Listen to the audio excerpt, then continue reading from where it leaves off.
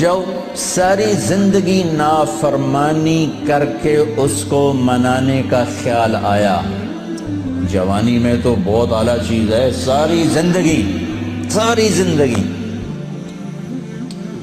وہ کیا کرتا ہے؟ من تقرب الی تلقیتہ من بعید۔ کوئی تمہارا خصوصی دوست مہمان آئے تو تم باہر نکل کے ویلکم کرتے ہو۔ ہم لوگ ملنے آئے تو اپنے کمرے میں ہی، لیکن کوئی خصوصی پتہ چلے تو بھاگتے ہو، جلدی سے جا کر دروازے پر کھڑے ہو تو گاڑی کا دروازہ کھول دو، پھر ساتھ لے کر آتے ہو۔ وہ شہنشاہ کہہ رہا ہے زندگی بھر کے گناہ لے کر کوئی مرد عورت جب مجھے منانے آتا ہے تو میں آگے بڑھ کے اس کا استقبال کرتا ہوں، آگے بڑھ کے، وہیں بیٹھے ہوئے آگے بڑھ کے، تلقیتہ من بعید، میں خود آگے تک جاتا ہوں اسے ساتھ لے کے۔ آگے کب سے تیرا انتظار تھا، اللہ کو کیا ضرورت کسی کی؟ ایک مرد عورت توبہ کر لے تو ساتوں آسمان پہ لائٹیں لگ جاتی، ساتوں آسمان میں لائٹیں۔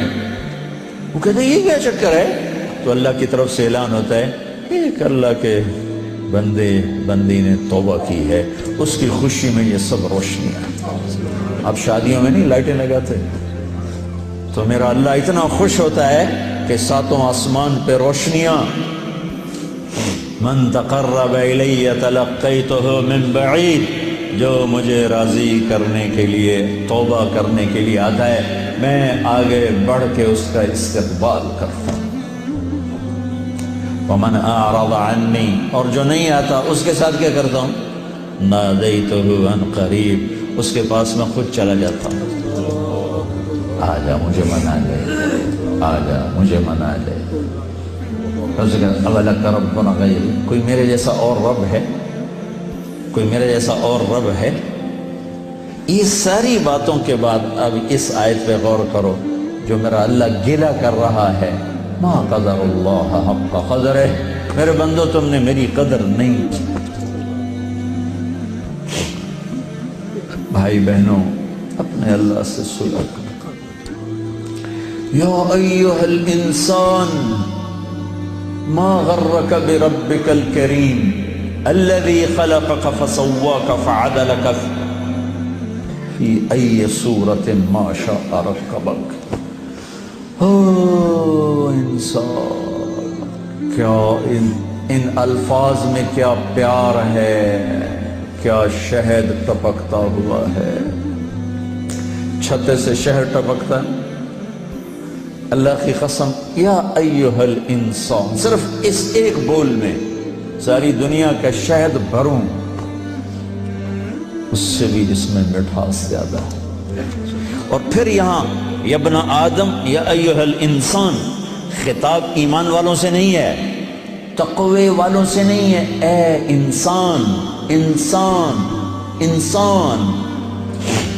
اور لگا رہا تو یہ تو بتا کہ تو مجھے چھوڑ کے کہاں جا رہا، تجھے میرے بارے میں کس نے دھوکہ دے دیا؟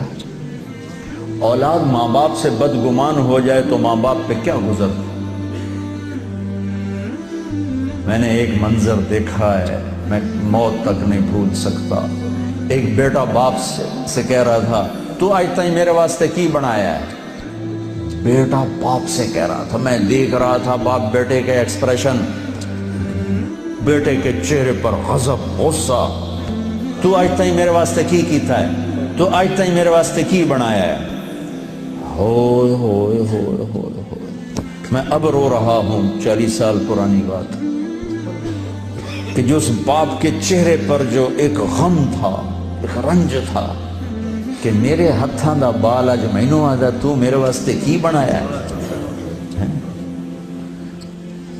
جو اس باپ کے چہرے پر ایک کرب تھا، وہ صرف اتنا کہہ رہا تھا، اچھا میرا پتر، کوئی بات نہیں کر رہا تھا، میں اتنی کہہ رہا تھا، اچھا میرا پتر، اچھا میرا پتر۔ پتر ہماری زبان میں بیٹے کو کہتے، اچھا میرے بیٹے، اچھا میرے بیٹے۔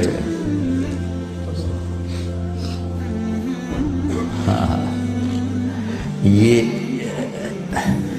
یا ایھا الانسان میں اللہ یہ کہہ رہا ہے میرا بندہ میرے بارے میں دھوکہ کھا گیا، میرے بارے میں بدگمان ہو گیا، کیا ہو گیا؟ آ تو صحیح، پھر میری رحمت تو دیکھ، آ تو صحیح۔ حضرت عمر رضی اللہ عنہ کے زمانے میں ایک شخص گویہ تھا، وہ ایک تارا ہوتا تھا، وہ بجا بجا کے نا اپنی روٹی کماتا تھا، بوڑھا ہو گیا، آواز ختم ہو گئی، فاقہ آ گیا، تو گانا بجانا کوئی اچھا کام تو ہے نہیں، تو گیا جنت البقیع میں، تو کہنے لگا یا اللہ جب آواز تھی تو لوگ سنتے تھے، روٹی بھی چلتی تھی، آواز گئی تو روٹی بھی گئی، اب اس بڑھاپے میں کہاں جاؤں؟ اللہ کو میرے رزق کا انتظام فرما، مجھے معاف فرما۔ عمر رضی اللہ عنہ مسجد میں سوئے ہوئے تھے، ان کو خواب میں آواز آئی، میرا ایک بندہ جنت البقیع میں مجھے پکار رہا ہے۔